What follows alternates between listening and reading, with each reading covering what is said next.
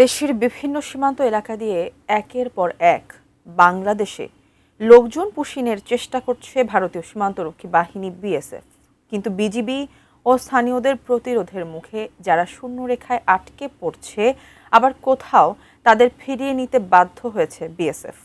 প্রতিনিধিদের পাঠানো তথ্য ছবিতে ডেস্ক রিপোর্ট। রোববার ভোর ৫টার দিকে চুয়াডাঙ্গার দর্শনা সীমান্ত দিয়ে ১১ জনকে বাংলাদেশে পুশিনের চেষ্টা করে বিএসএফ। তবে বিজিবির তৎপরতায় সেই চেষ্টা ব্যর্থ হয়েছে। তাদের মধ্যে ৮ জন পুরুষ ও ৩ জন নারী।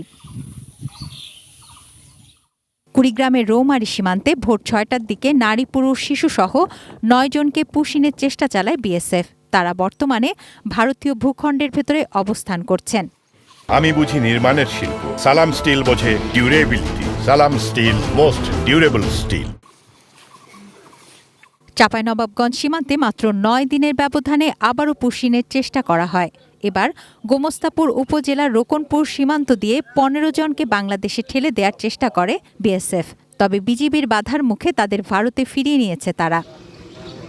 কুষ্টিয়ার দৌলতপুর সীমান্ত দিয়ে বিএসএফের পুশিন চেষ্টায় ব্যর্থ হয়ে শিশুসহ ১২ জন সীমান্তে শূন্যরেখায় দুদিন ধরে অবস্থান করছে। এর মধ্যে অসুস্থ হয়ে পড়েছেন অনেকে। তাদের পাহারায় রয়েছে বিজিবি সহ সীমান্ত এলাকার মানুষ।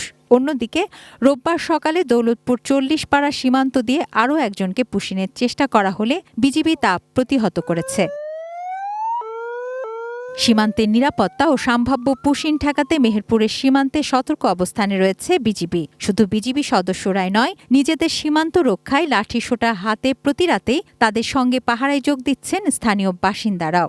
গত ৬ জুন এই সীমান্ত দিয়ে ৬ জনকে পুশিন চেষ্টা ব্যর্থ হবার পর সীমান্ত জুড়ে জোরদার করা হয়েছে টহল ও নজরদারি। সীমান্তে কোনো প্রকার অবৈধ পুশিন করবেন না। ভারতের একজন লোককেও বাংলাদেশে আসতে দেব না। শেরপুরের শ্রীবর্দী, ঝিনাইগাতি, নালিতাবাড়ি ৪২ কিলোমিটার এলাকা জুড়ে রয়েছে বিস্তীর্ণ ভারত সীমান্ত। পুশিন ঠেকাতে ২৪ ঘণ্টা দায়িত্ব পালন করছেন বিজিবি, আনসার ও স্থানীয় বাসিন্দারা। সীমান্তবর্তী এলাকায় মাইকিং, সভা সমাবেশের মাধ্যমে স্থানীয়দের সচেতন করছেন তারা। তুনাজিনা তনু, ডেস্ক রিপোর্ট, এটিএন নিউজ।